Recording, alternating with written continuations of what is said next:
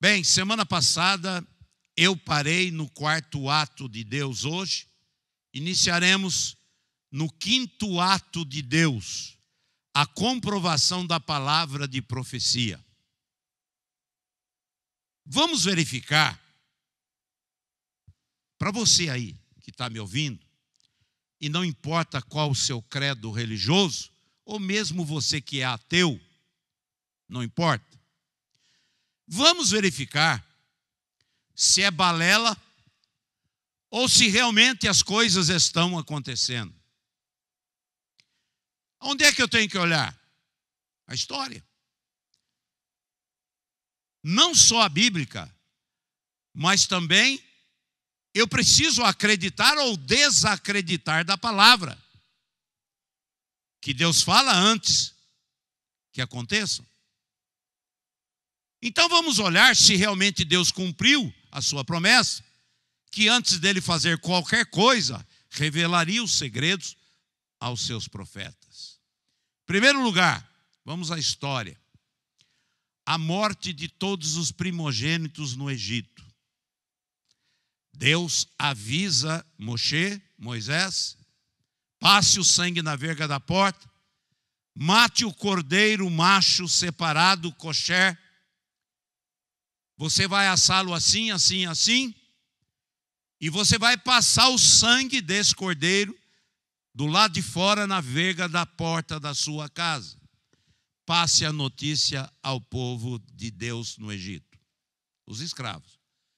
Bem, a notícia correu, Josué deu um jeito com seus emissários, avisaram o povo para matar o bezerro cevado e passar o sangue na verga da porta. Para quê? Para que quando o anjo da morte passar, aonde o anjo da morte, a desgraça, aonde ele não ver sangue, ele vai entrar e vai matar o primogênito. E onde ele olhar de longe e ver o sangue, passarei por vós, ou pularei aquela casa. Deus avisou ou não? Antes. Pergunto, todos obedeceram? Segundo lugar, Noé. Antes da destruição pelo dilúvio, Deus avisa Noé, construa uma arca assim, assim, assim, assim. Pergunto, todos se salvaram? Noé apregoou 100 e tantos anos, avisando, só 8 ouviram, o resto só escutou. Morreram afogados. Eu quero entender nesta altura dos acontecimentos que salvação é uma questão de crédito. Ló, Sodoma e Gomorra. Deus escuta a petição de Abraão e protege a família de Ló, que era ele, esposa e 2 filhas. Mas antes de mandar o fogo, o anjo diz: escapa-te daqui, vai-te para os montes, não olhes para trás. Deus avisou.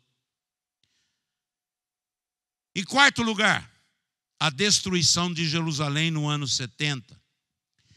Eu diria a vocês que este sinal talvez seja o mais importante, porque ele está ligado a nós, a igreja. Lucas 21, 29 a 33, que está logo na sequência aí. Novamente Deus diz, verso 31, assim também vós, quando virdes estas coisas acontecendo, sabei que o reino de Deus está perto. Jesus deixou este sinal através de uma parábola. Algo que? Substitutivo, assim como o livro de Daniel e o Apocalipse. Perceberam? Há uma razão. É claro, a bênção existe para o povo de Deus. Se você não é povo de Deus, venha a ser. Diga amém.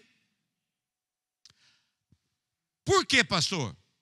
Porque somente quem lê estes sinais conhece o seu Senhor e entende o que ele quer dizer ou eles querem anunciar. Assim foi com as pessoas na época desta parábola. Aqueles que entenderam a parábola, por isso que é uma parábola, saíram de Jerusalém, foram morar nos montes de Israel, reconheceram o sinal de Lucas 21:6. Não ficará pedra sobre pedra que não seja derrubada. Espera um pouco. Assim aconteceu. Eu já fui lá 5 vezes. Já mostrei, os irmãos foram comigo, estão aí as pedras do ano 70, daquele exatamente de Lucas 21. Então, irmãos e amigos, seguindo esta linha dos sinais, eu quero voltar, eu não vou muito longe hoje, tá? A Apocalipse 1:19. Primeiro lugar, diz assim: escreve as coisas que tens visto. Deus falava a João. A pergunta é: o que é que João viu? João viu Jesus, os seus feitos, milagres, suas mensagens, seu amor. Ele viu Jesus se transfigurar. Ele viu Jesus andar sobre as águas. Mas também viu a sua crucificação. Ele também viu o seu adeus deste mundo no Monte das Oliveiras. Já estivemos lá 5 vezes. Perceberam? Uma vida com Deus não é feita somente de coisas positivas, para cima, alegres. Às vezes, nós passamos por momentos que nós não entendemos, como João. Trechos difíceis de arrancar lágrimas. Mas olhe para mim, faz parte do nosso crescimento. Por quê? Porque a vida ela é feita de fases. As boas, aproveitamos. As mais ou menos, teremos que melhorá-las. E as ruins, nos esforçamos para superá-las. Faz parte. Irmãos, o avião, ele só sobe contra o vento e não a favor. O importante, anote aí, é marcar a nossa presença nesse tempo como Jacó marcou a dele no Val de Jaboque. Ele mudou tudo, até o seu nome, mas para melhor, entendeu? Ele alcançou excelência naquela luta e se transformou em Israel.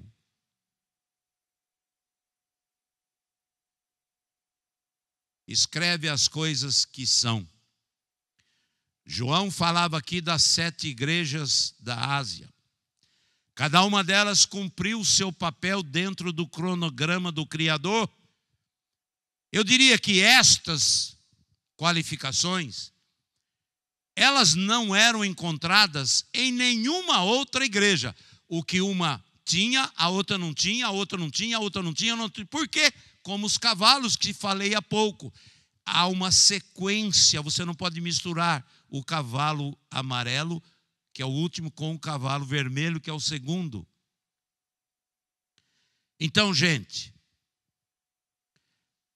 as 7 igrejas, elas estão distribuídas na planilha e sobrepostas no tempo e no espaço, ou seja, elas existiram naquela época na Ásia, mas também existiram nas dispensações distribuídas em nosso tempo. São estes 2000 anos de cristianismo. E mais no final, eu vou mostrar cada uma delas, seu nome, significado, época e simbolismo. Amém? Terceira coisa, as que depois destas hão de acontecer. Aqui, João falava do que estava por vir. A preparação do terreno para a implantação do julgamento de Deus. Porque lá ele mostra a grande tribulação, fala dos selos, trombetas, os ais, as pragas, a aparição das duas bestas, uma que surgiu do mar, Apocalipse 13:1, e outra que surgiu da terra, Apocalipse 13:11. Ou seja, ela foi aclamada pelas nações. Isto é muito importante, guarde este sinal da segunda besta, a que surgiu da terra. Ela foi aclamada pelas nações. Bem, João também escreveu o surgimento da besta no Apocalipse 17. Quem é o 666? Mais à frente, ele mostra a prisão de Satanás, o milênio, e finaliza falando do juízo final, ou seja, quem entra e quem não entra na Nova Jerusalém. Olhe para mim, você percebeu quantas informações, quantos trechos, pedaços como um quebra-cabeças, eles estão sendo montados desde sempre pelo Criador. Não escapa uma peça. Olhando agora para estes nossos dias, nós temos ou não temos vivido momentos conturbados, indecisos, confusos? É aperto financeiro, é vírus, é discussão entre as autoridades que não dá para entender, deveriam estar lá para fazer justiça, e estão fazendo as deles. Problemas nos governos, outra coisa, outro sinal. O certo virou errado e o errado virou certo. Pense comigo. Nossos olhos precisam estar voltados para Deus ou não? É bom você saber, igreja, em todos os casos bíblicos, em momentos parecidos como estes dos nossos dias, Deus sempre levanta um, ou levantava e dizia: alguém não está fazendo da forma que deveria. Eu quero dizer a vocês que é assim esta mensagem. Ela é um alerta para os filhos de Deus e também para aqueles que ainda não são. Antes do quê? Antes que soe a última trombeta. Irmãos e amigos, este quinto ato de Deus, a palavra se cumpre. Lucas 21:24, olhe bem para mim. Diz: serão cativos levados para todas as nações, até que o tempo dos gentios se cumpra. Pare. Isto é o que nós conhecemos hoje por diáspora. É a dispersão dos judeus pelos quatro cantos da terra. Agora, esta expressão, levados cativos, antecede o verso 31 de Lucas 21, onde está declarado: assim também vós, quando virdes estas coisas acontecendo, sabei que o reino de Deus está perto. Agora está falando de você.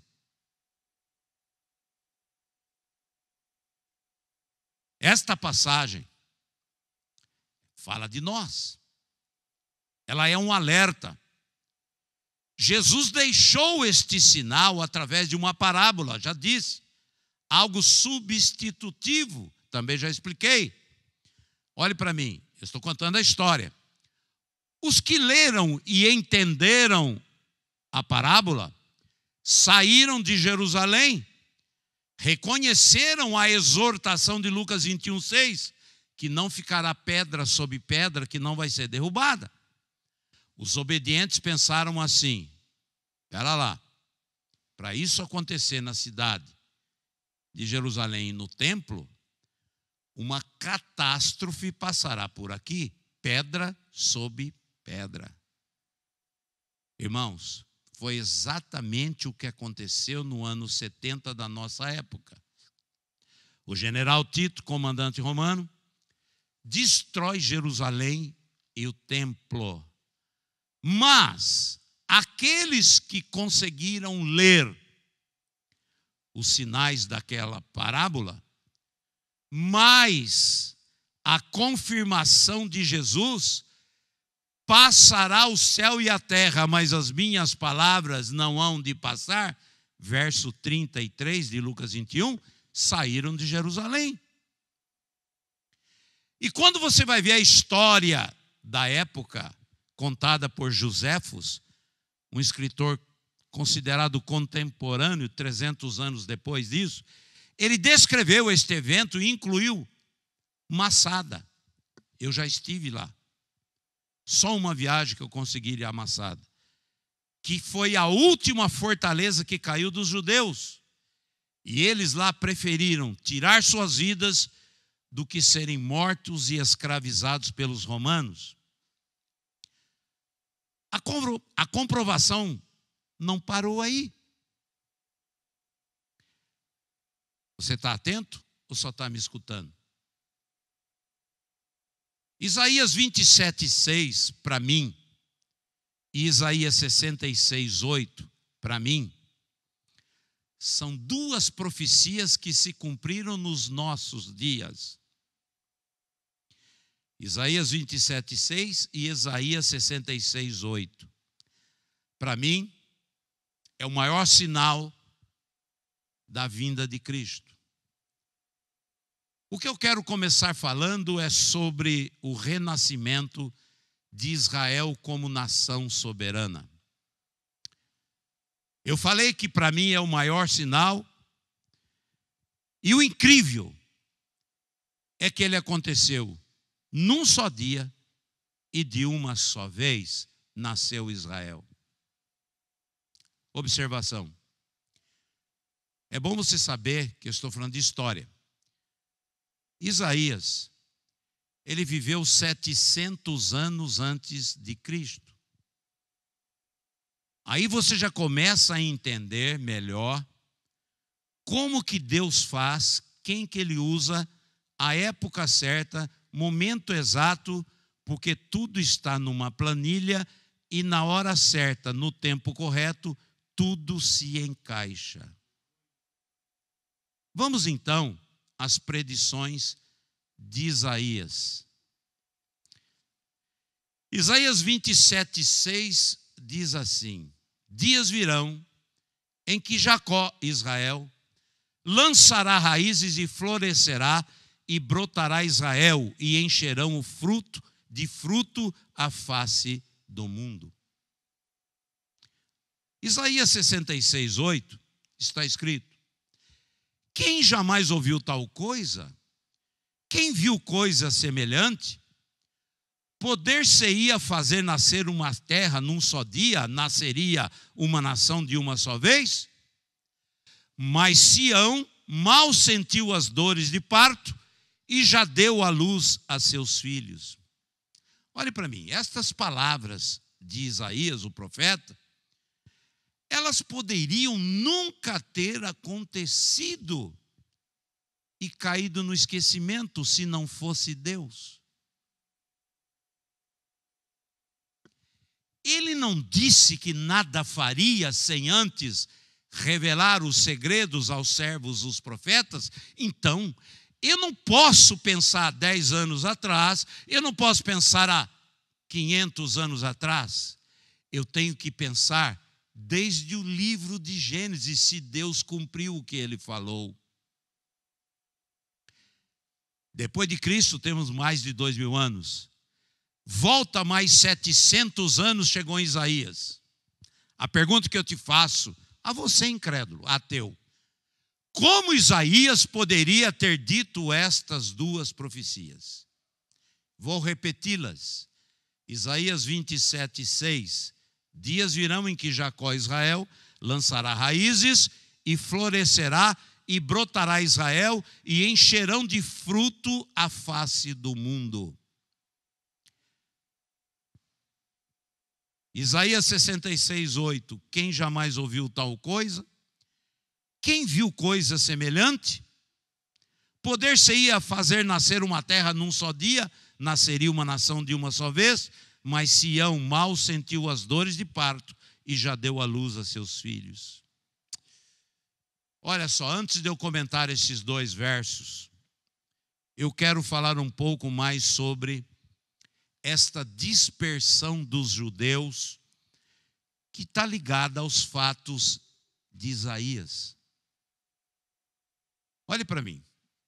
Depois da morte de Salomão, filho de Davi, subiu ao trono em Israel o seu filho Roboão. E por ser novo e inexperiente, na época, os hebreus se dividiram em 12 tribos. E na diáspora, em 721 a.C., estas 12 tribos sumiram. 2, Judá e Benjamim, foram cativas pelos babilônicos.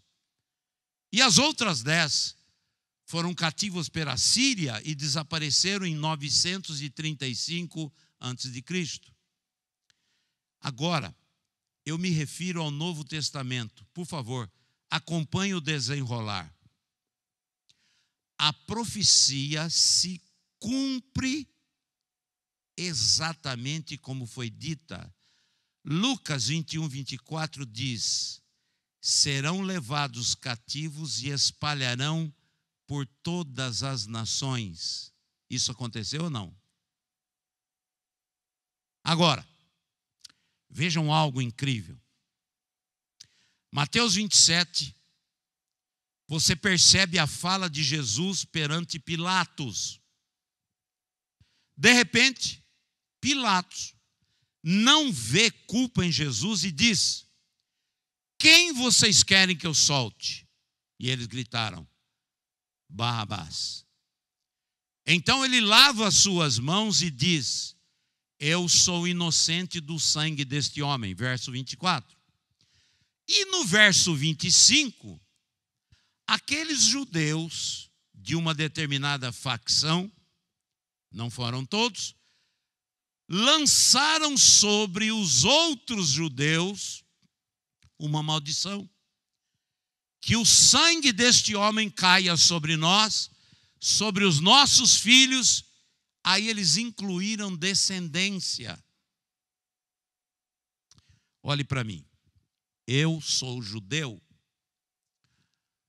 E eu tenho provado esta maldição na pele. Eu não vou comentar o caso, mas fica aqui registrado, ouviu Satanás, para você saber que isso não passou desapercebido, o seu intento. Voltando ao nosso caso. Esse sangue caiu ou não caiu sobre todos os judeus? Hitler, olhe para mim. Vou falar de história de novo.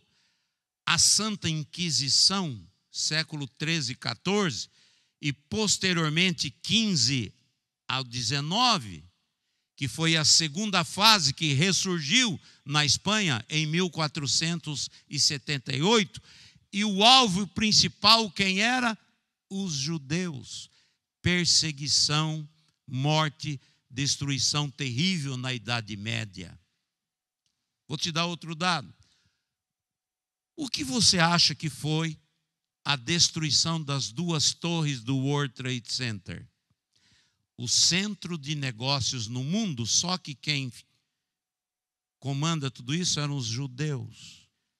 Eu vou mostrar aqui um documento que vocês, muitos que me seguem já viram, mas é um documento oficial da reunião da ONU, no dia 29 de novembro de 1947. Eu nasci em 53.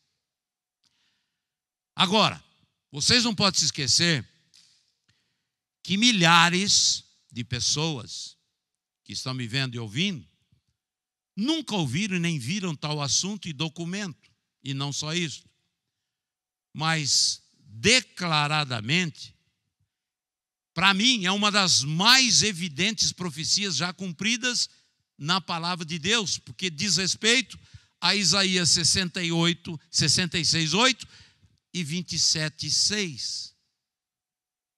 Então vou falar sobre essas duas profecias de Isaías, como eu disse.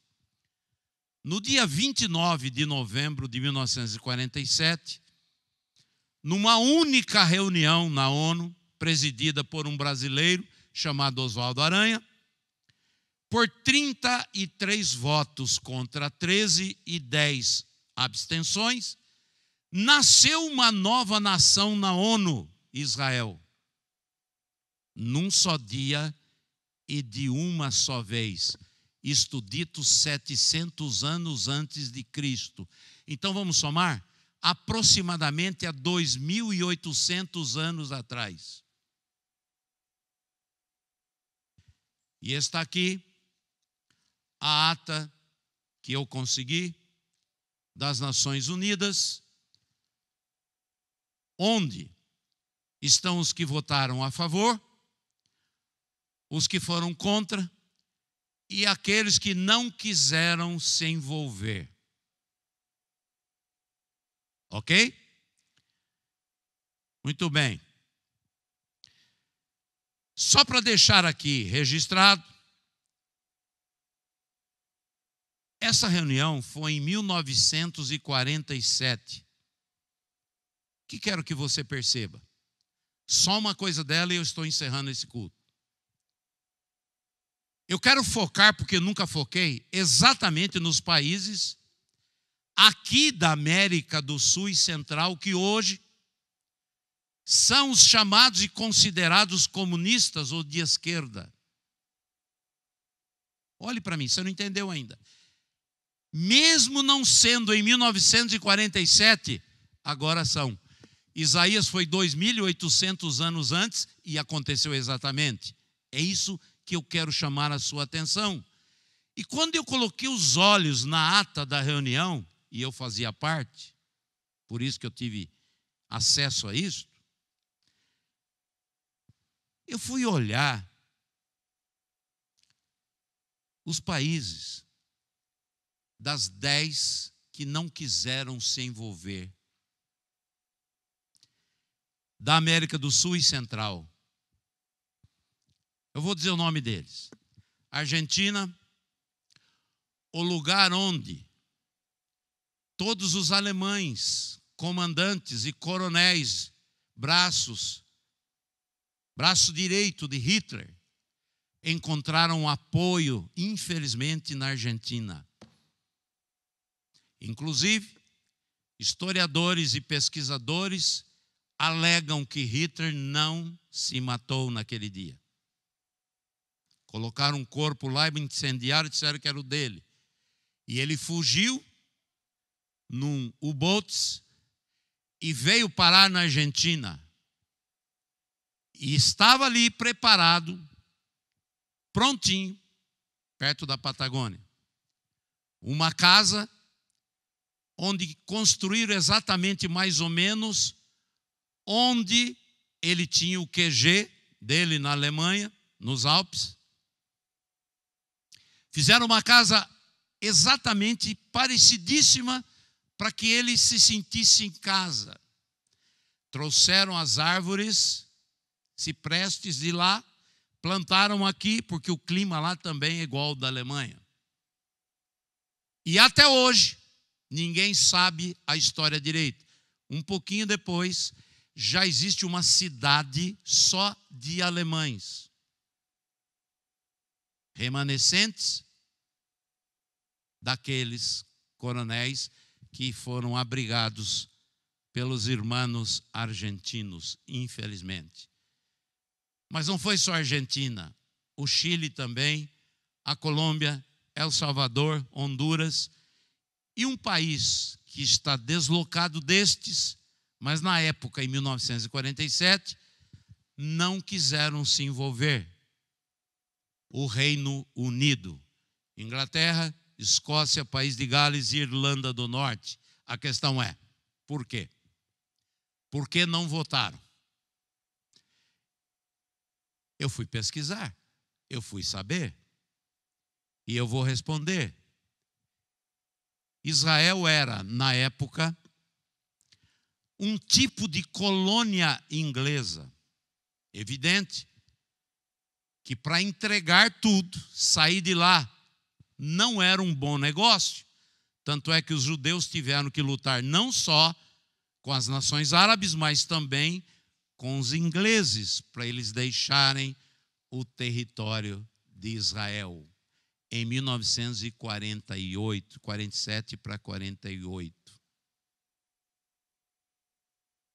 Bem, irmãos e amigos, o que Deus colocou para lhes dizer hoje, eu disse, para mim, esta parábola de Lucas e a reunião da ONU, Isaías, ele não poderia ter acertado, ele não poderia ter dito as palavras que ele disse, poder-se-ia nascer uma nação num só dia, de uma só vez, mas Israel estava de parto e deu à luz os seus filhos. Não é possível um cara falar isso há 2.800 anos, e isso aconteceu em 1947, da nossa época.